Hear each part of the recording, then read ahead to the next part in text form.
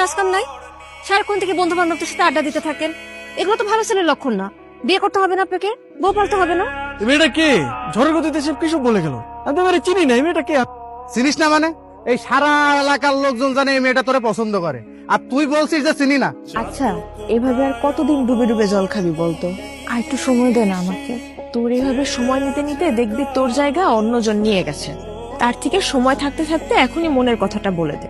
আমি তো আমার মনের মানুষকে প্রতিদিন আমার মনের কথা বলি। কি আপু, তোকে আজকালকে একটু অন্যরকম লাগতেছে। তুই কি আবার নতুন প্রেমে পড়লি নাকি? তুই না অনেক পেকে গেছিস, যা পড়তে যা। শোন, আজকে কিন্তু তোকে চিঠিটা দিতেই হবে, কোনোভাবেই মিস করা যাবে না।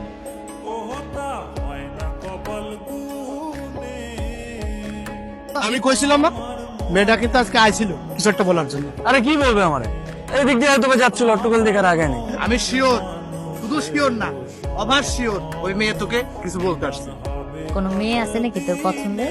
তাহলে আমি বিয়ের প্রস্তাব নিয়ে যাই, তোর বিয়ে দিয়ে আমি তোর দুলা ভাইয়ের কাছে মালয়েশিয়া চলে যাই। আমার বিয়ে নিয়ে তোমার তো মাথা ব্যথা কেন? আর তোর সমস্যাটাকে বিয়ে করতে আমার সেটা বলতো।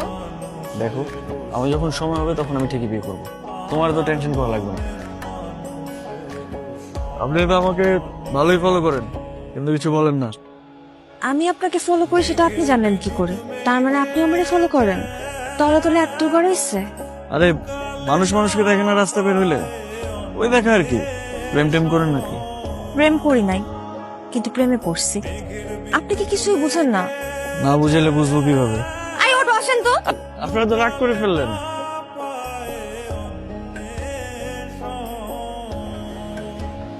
মামা, আপনি না বললেন জেরিন লেখাপড়া নিয়ে ব্যস্ত, এখন বিয়ে দিবেন না। কিন্তু জেরিন কোথায় লেখাপড়া করে এটা কি আপনি জানেন? এটা কেমন প্রশ্ন রবি? একটা ছেলের সাথে বিভিন্ন জায়গায় ঘুরে বেড়ায়। জেরিনের মা, জেরিনকে নিয়ে এদিকে আসো। আজ থেকে ওর বাইরে যাওয়া নিষেধ। কলেজের নাম করে কোথায় যায় কোনো খোঁজ খবর রাখো? কি করছো? একটা ছেলের সঙ্গে মেলামেশা করে বেড়ায়। জেরিন কোথায়? ওরে বেশ কয়েকদিন ধরে